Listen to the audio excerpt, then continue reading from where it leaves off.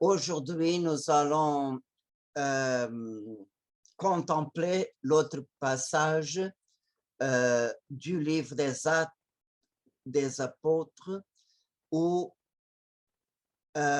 où nous avons une nouvelle intervention des anges dans l'Église apostolique de Jérusalem.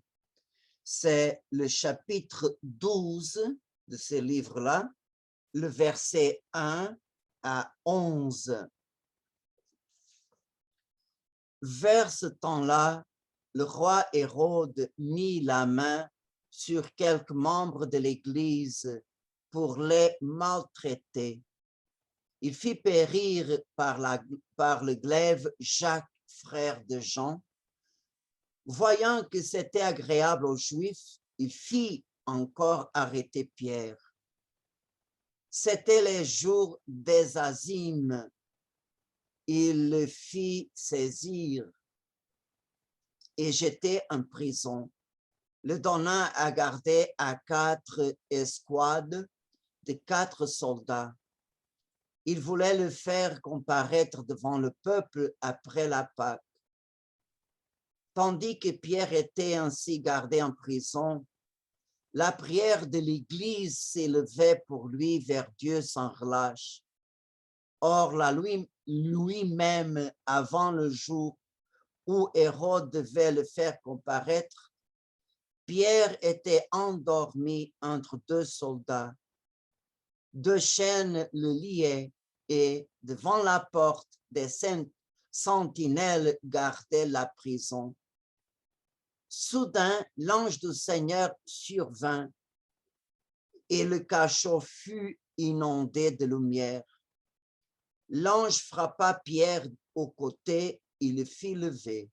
« Debout, vite !» dit-il. Et les chaînes lui tombèrent des mains.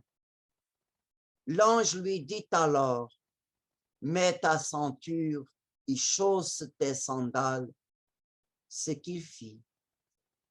Il lui dit encore, « Jette ton manteau sur tes épaules et suis-moi. » Pierre sortit et le suivait. Il ne se rendait pas compte que ce fût vrai, ce qui se faisait par l'ange, mais il se figurait avoir une vision. Ils franchirent ainsi du premier poste de garde, puis un second, et parvinrent à la porte de fer qui donne sur la ville. D'elle-même, il s'ouvrit devant eux. Ils sortirent, allèrent jusqu'au bout d'une rue, puis brusquement l'ange le quitta. Alors Pierre, venant à lui, dit, « Maintenant je sais réellement que le Seigneur a envoyé son ange et m'a arraché aux mains d'Hérode et à tous ceux qui entendaient le peuple des Juifs. »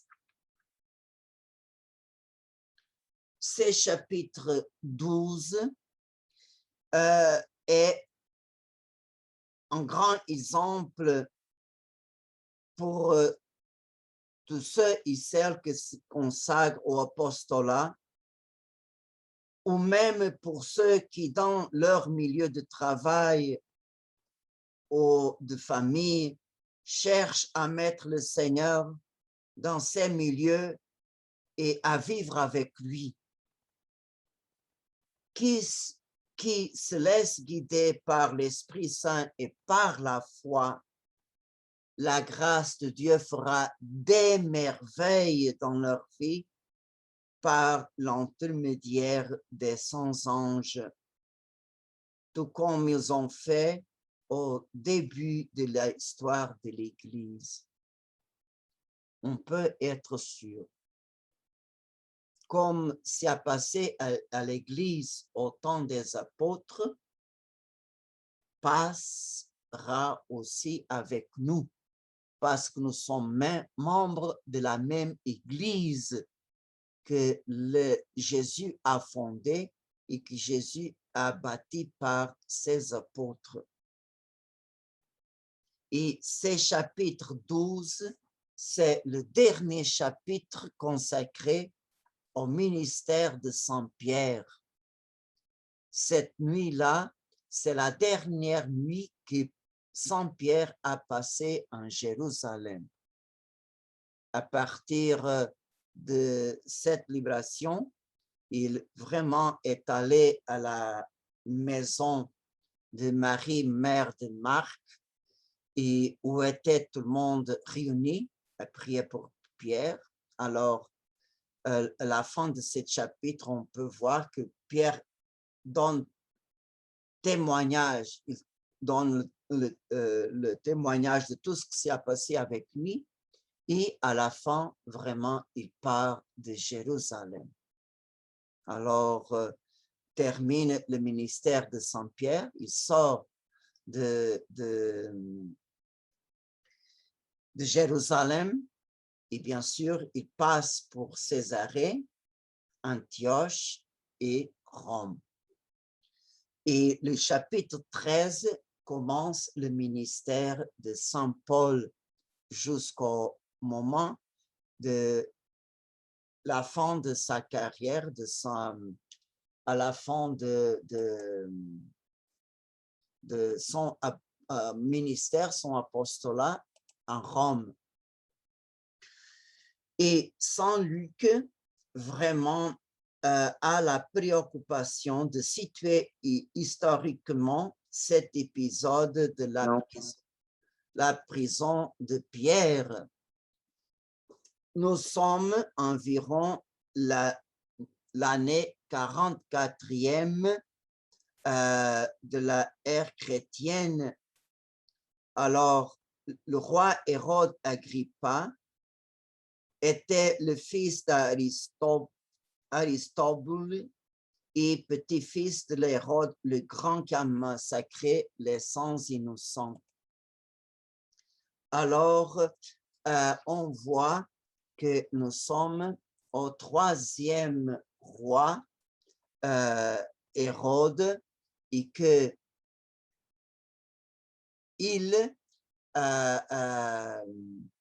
vraiment, il a su très bien du jugement de Jésus-Christ, que c'était dans la même époque que Pierre était en prison. Et en même temps, ce roi Hérode, il voulait que Pierre passe pour le même processus que le Seigneur. Son intention est de le faire comparaître devant le peuple. Et cet roi Hérode, le petit-fils d'Hérode le Grand, il a commencé une persécution à l'église de Jérusalem comme jamais. Il ne s'est pas limité à maltraiter les membres de l'église, comme il a tué par l'épée Jacques, le frère de Jean. Alors, Saint Jacques, c'était le premier à donner son sang pour l'Évangile et pour le Seigneur. Et aussi, il a mis en prison Pierre, on peut dire le vicaire du Christ, la tête visible de son Église. Et on voit que Pierre était en prison complètement différente de la première prison que lui et les autres apôtres ont supporté dans la prison publique. Alors, dans la prison publique, on voit que l'ange du Seigneur a libéré les apôtres et les envoyé pour aller au temple annoncer la parole du Seigneur. Et alors les apôtres ont obéi, même si après ils sont vraiment attrapés. Mais on voit que cette première expérience en prison, c'était complètement différente de la prison de Pierre. Et bien sûr que le Seigneur annonce à ses apôtres que sa mission comporte beaucoup d'épreuves. Alors, le Seigneur, quand Pierre a demandé au Seigneur, Seigneur, et nous avons laissé tout, quelle est notre récompense? C'est vrai que le Seigneur a promis 100 fois de plus en ce monde, mais avec des persécutions. Alors, même si on laisse tout pour le Seigneur, il y a toujours la souffrance. Et l'autre passage de l'Évangile, le Seigneur a dit à ses apôtres, et c'est valable pour nous, que le Seigneur nous envoie comme des brebis au milieu des loups. Alors, on peut voir que nous sommes dans un combat qu'on peut les comparer, le petit David et le géant Goliath. Vraiment, les forces du monde et les forces du soldat du Christ, il y a un déséquilibre très grand. Des fois, en ces combats, on voit que le mal triomphe et on voit qu'il y a beaucoup de martyrs dans l'Église. Beaucoup de gens, à imitation du Christ, sont sacrifiés pour que les autres ont la vie. Mais le plus important, c'est que après la mort, grand sera la récompense éternelle.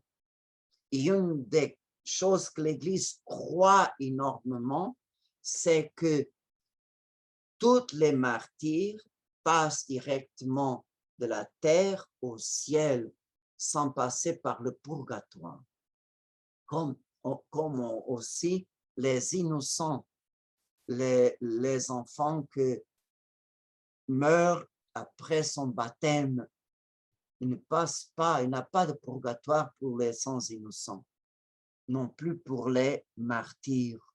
Alors, la récompense au ciel sera grand, promet le Seigneur, selon l'évangile de Saint Matthieu, chapitre 5, versets 11 et 12. Alors, ça, c'est une grande consolation pour nous. C'est vraiment, on sert le Seigneur, on supporte un combat où existe un déséquilibre entre les forces du monde et notre propre force. On doit être courageux parce que le Seigneur est avec nous, est avec nous. Et sa victoire est notre victoire. Même si on doit passer par la croix, par le calvaire, on peut être sûr qu'après le calvaire viendra la résurrection. Alors, le Seigneur, jamais il nous cache la vérité. Jamais. Il ne cache pas à ses apôtres les épreuves futures, mais le Seigneur nous promet à ses apôtres la présence de l'Esprit Saint, que est le consolateur, paraclite. Alors, maintenant, j'aimerais me centraliser à l'arrestation de Pierre pour comprendre tous ces détails et voir comme Dieu fait des merveilles, parce que le moment est de manifester sa gloire. Alors, on voit que Hérode était conscient que sa procédure plaisait aux Juifs. Alors, on voit que le roi Hérode est un homme sans scrupules, sans conscience, sans sens de justice. Alors, cette persécution s'étend jusqu'à la prison de Pierre comme chef visible d'Église de Jésus-Christ. Et comme j'ai dit avant, cette arrestation a eu lieu en même temps que l'arrestation de Jésus. Alors, c'est-à-dire pour l'occasion de la fête de Pâques. Et on voit que, exactement comme Pilate, Hérode Agrippa a commis cette injustice pour plaire aux Juifs, les mêmes qui ont condamné et demandé la mort à Jésus. C'est curieux que Pierre était complètement conscient qu'est-ce que pourrait l'arriver. Après passer la Pâque, il va être devant les mêmes tribunaux, devant un peuple sans personnalité, un peuple qui se laisse manipuler. Alors, Saint Pierre avait la conscience que le final de cette condamnation serait la mort, serait la crucifixion comme Jésus a subi.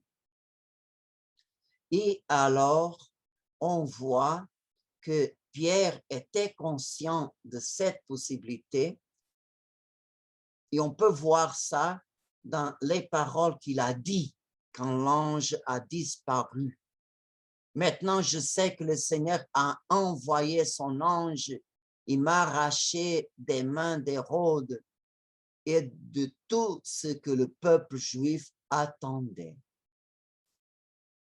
Et on voit que Hérode Agrippa, il-même s'occupe particulièrement de cette prison. Comme j'ai dit, la première fois qu'il était dans la prison, ils sont sortis sans explication. Maintenant, on voit que Pierre a été donné à la garde de 4 escouades de 4 soldats, 16 soldats pour garder un homme. Et la nuit même, avant le jour où l'Hérode devait le faire comparaître, Pierre était endormi entre 2 soldats.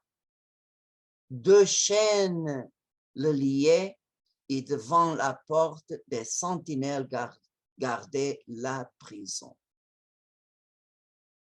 Alors, on voit que pendant cette période d'angoisse, d'agonie pour Pierre, l'Église de Jérusalem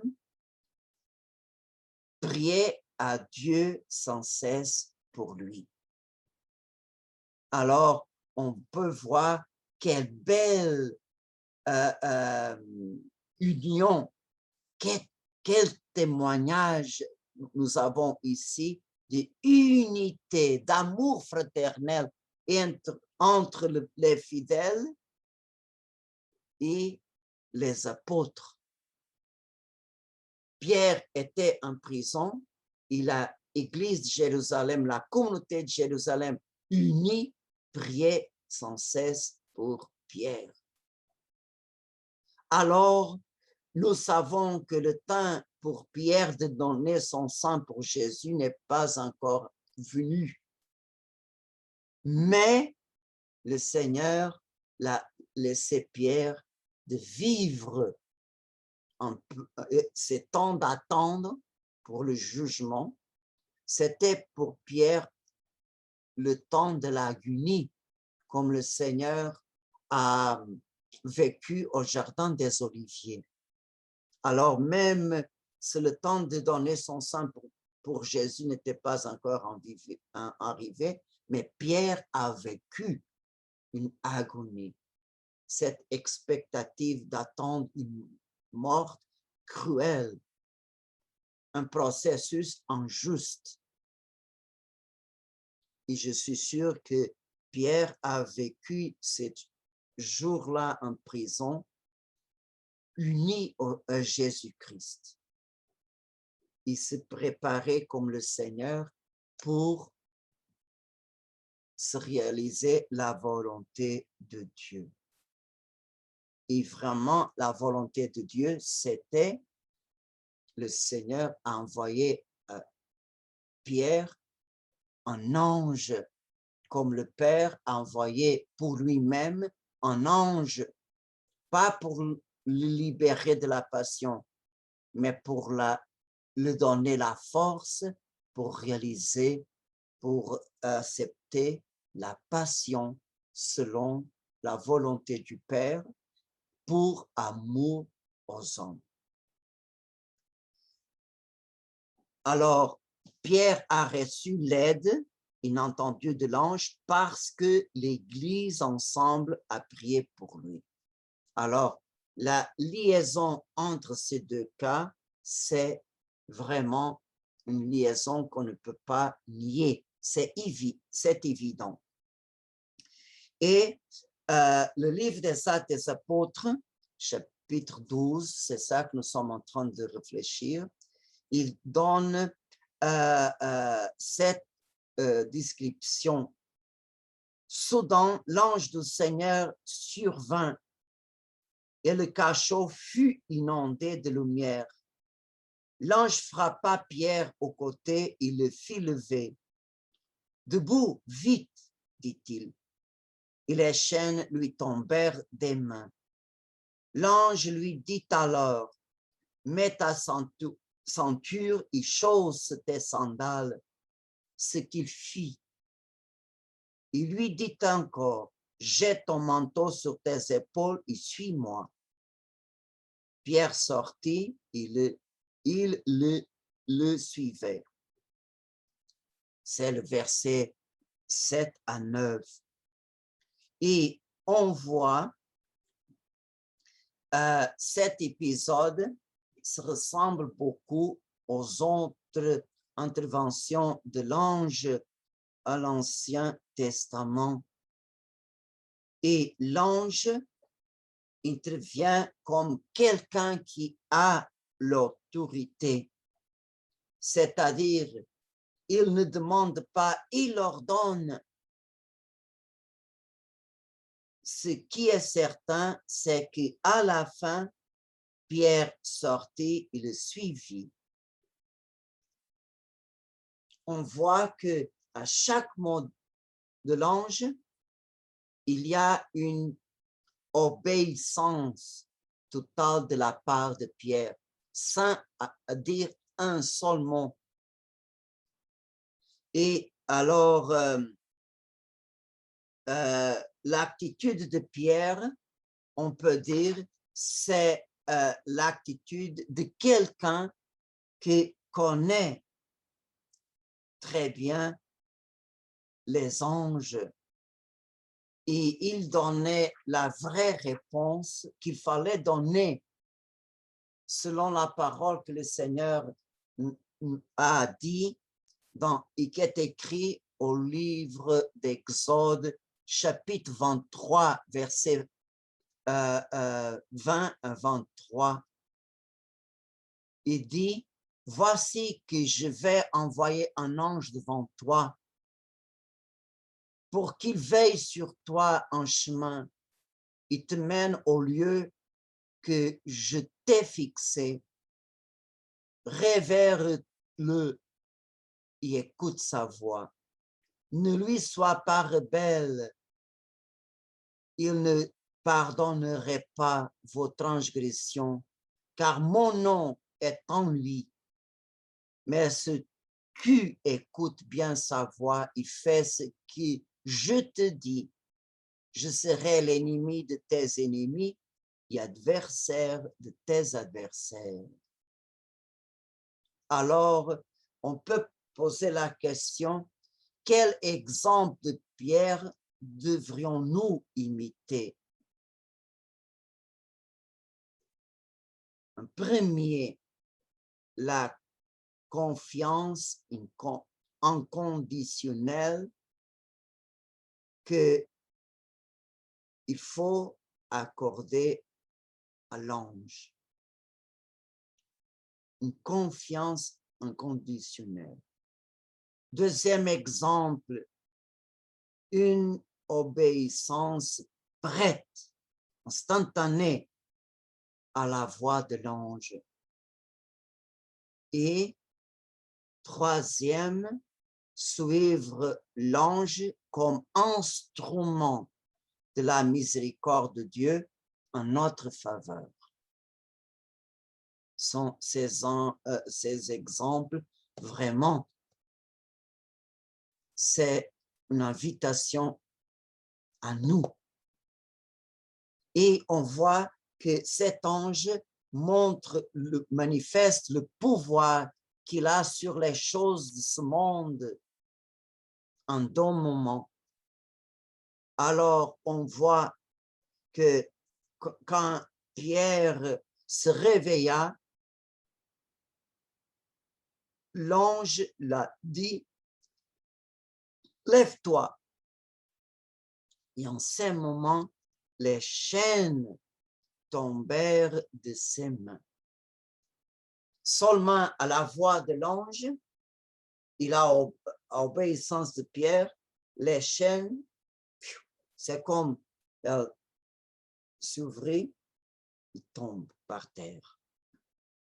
Et deuxième moment, c'est quand ils franchissent le premier poste de garde, puis un second, et parvinrent à la porte de fer qui donne sur la ville, elle-même se ouvrit devant eux.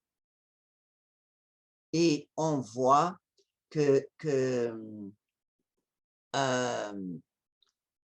même avec les gardes dans la prison, il y avait des postes de garde au premier poste.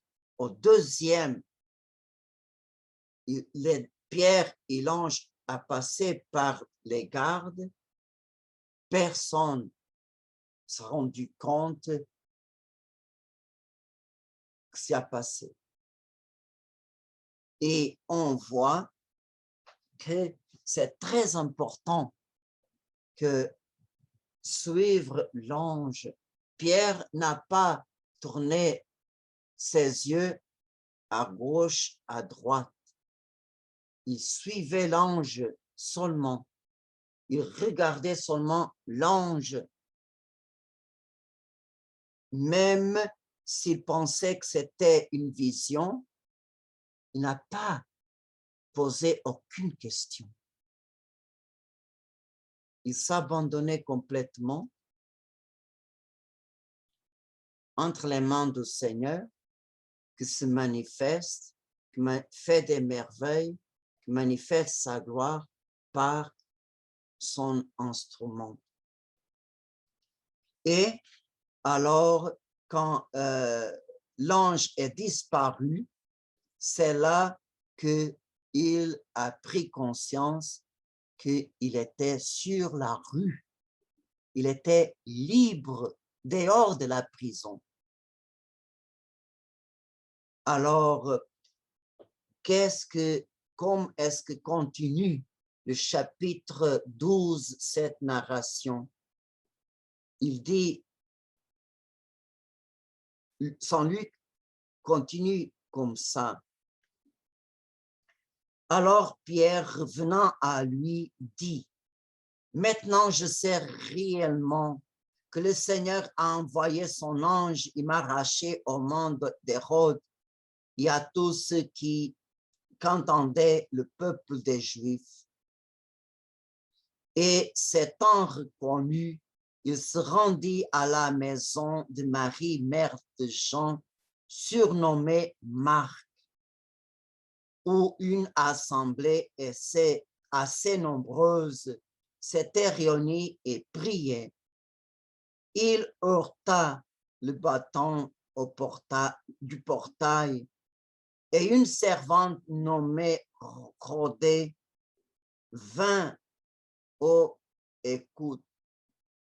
Elle reconnut la voix de Pierre et dans sa joie, au lieu d'ouvrir la porte, elle courut à l'intérieur, annoncer que Pierre était là devant le portail. On lui dit, « Tu es folle », mais elle soutenait qu'il en était bien ainsi. C'est son ange, dirent-ils alors. Et par cette réponse de ceux et celles qui étaient dans la maison de Marie, la mère de Marc, c'est son ange montre que cette coexistence avec les 100 anges s'est aussi produite avec les premiers chrétiens de Jérusalem. Si ce n'est vraiment Pierre qui est à la porte, à penser qui a répondu à servante, une voix semblable à la voix de Pierre ne peut être que celle de son ange. C'est exactement la pensée que développe Saint José-Marie Escrivá de Balaguer dans son livre Le Chemin, dans le pensée numéro 570. Saint José-Marie a écrit comme ça, « Buvez à la fontaine cristalline des actes des apôtres.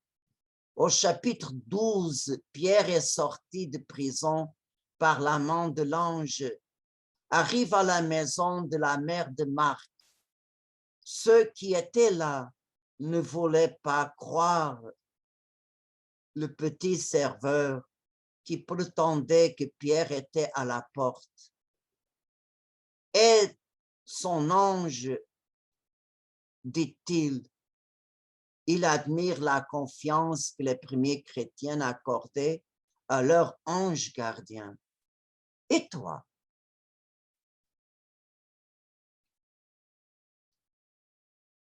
On peut poser cette question, comment pouvons-nous avoir cette familiarité avec les 100 anges qui existaient au premier jour de l'Église apostolique?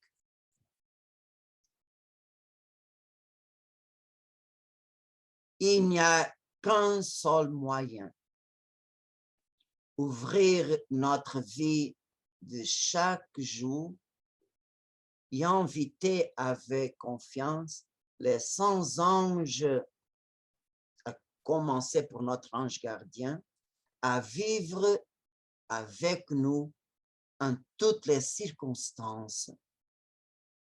La clé de cette familiarité s'appelle confiance.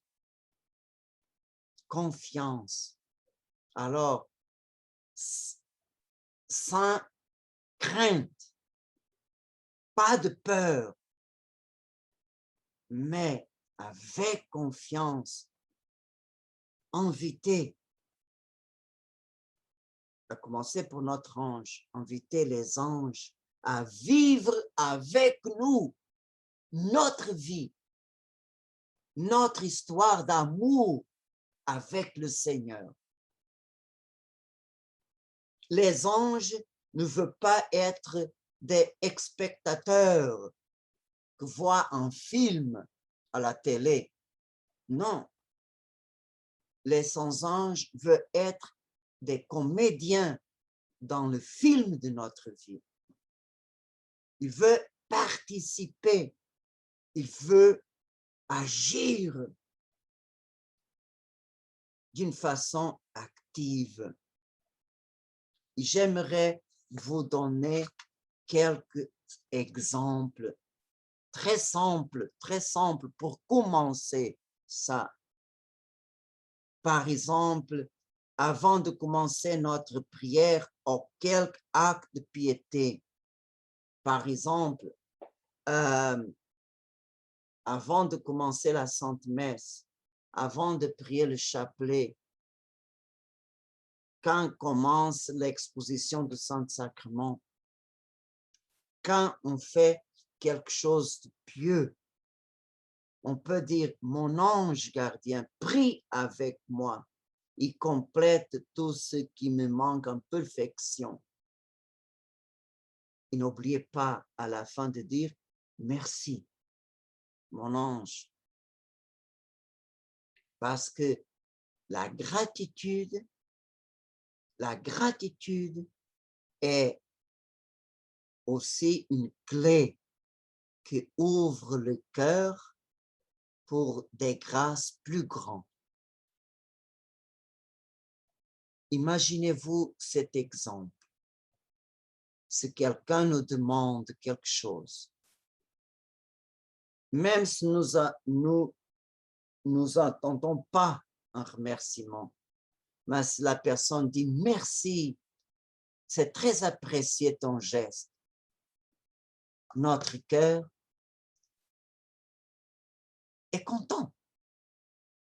Et la prochaine fois que la personne demande l'autre chose, nous sommes ouverts à le faire parce que la personne a été reconnaissante. La gratitude est une clé qui ouvre le cœur.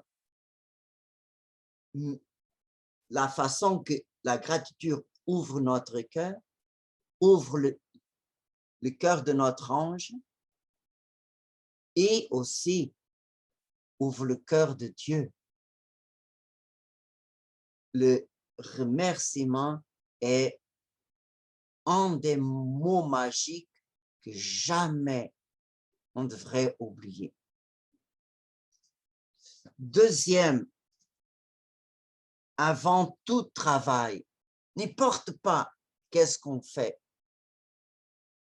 on peut dire, mon ange travaille avec moi, il m'aide.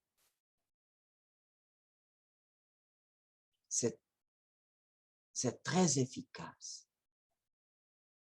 Vous allez expérimenter qu'est-ce que c'est travailler seul, qu'est-ce que c'est travailler avec l'ange gardien. Et par exemple, si nous sommes présents à un moment de convivialité entre amis, on peut dire, mon ange ne laisse pas sortir de ma bouche aucun mot négatif. Par exemple, des fois, avec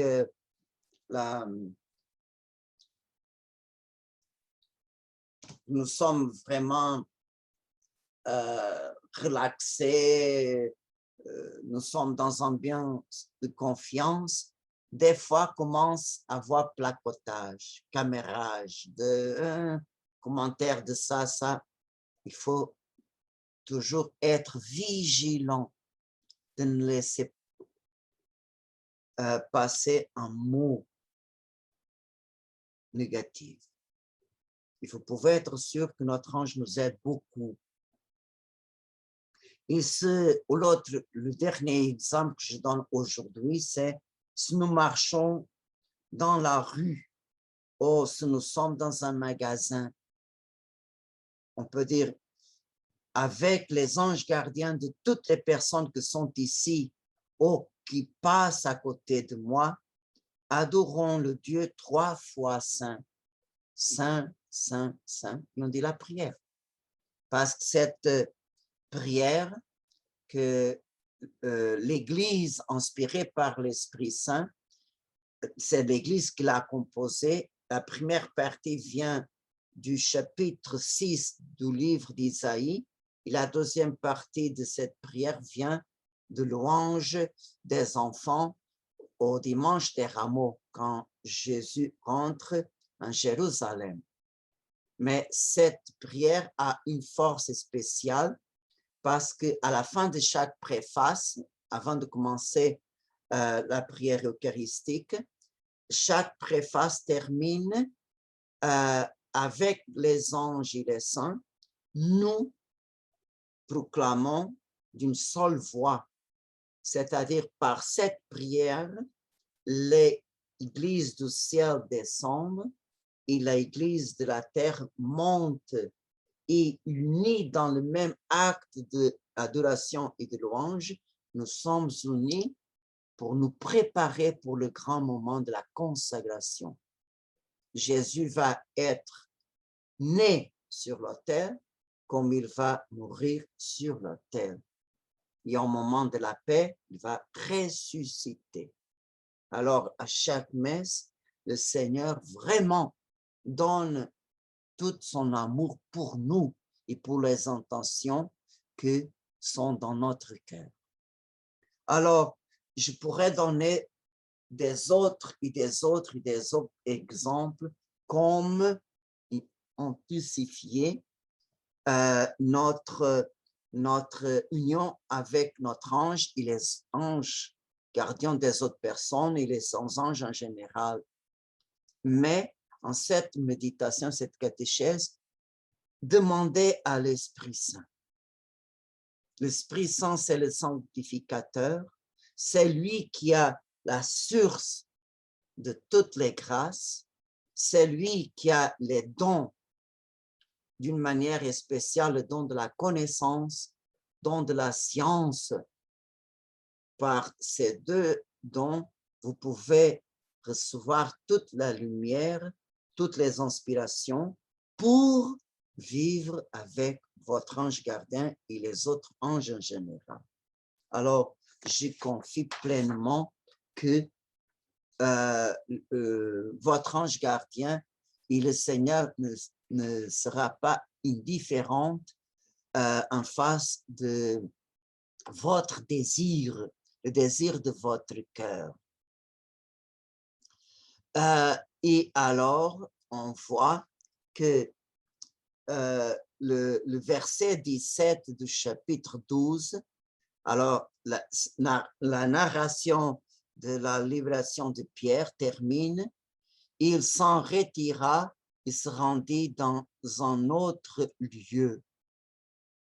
Alors, on voit que Pierre, en cette nuit, il abandonne Jérusalem pour commencer son ministère en l'autre partie. Et on voit que la politique malheureuse d'Hérode de vouloir plaire aux Juifs l'a conduit à cumuler des injustices et des crimes cruels. C'est pour ça que le Seigneur lui envoie son ange, pas comme ministre de la miséricorde, mais comme ministre de la justice. Et au verset 23 est écrit, au même moment, l'ange du Seigneur le frappa Hérode, parce qu'il n'avait pas rendu gloire à Dieu et rongé par les vers, il expira. C'est un exemple pratique des paroles du Seigneur au chapitre 23 des livres d'Exode. Mais si vous écoutez la voix de l'ange et si vous faites tout ce qu'il vous dit, je serai l'ennemi de vos ennemis et je persécuterai ceux qui vous tourmentent. Alors, on peut voir que le Seigneur, vraiment, dans la Bible même, nous montre comme ces paroles sont vraies. On ne peut pas douter de la parole du Seigneur. Et alors, pour terminer la catéchèse d'aujourd'hui, j'aimerais relire un conseil de Saint François de Sales qu'il a donné à un nouveau évêque qui a reçu la sagration épiscopale, il a dit à ces nouveaux évêques, familiarisez-vous avec les anges, voyez-les souvent invisiblement présents dans votre vie et particulièrement aimez et révérez l'ange de votre diocèse, les anges des personnes avec qui vous vivez et surtout votre ange gardien. Tous les implorent souvent, louez-les chaque jour et profite de leur aide dans toutes tes affaires spirituelles ou temporelles, afin qu'ils coopèrent selon tes intentions. Amen.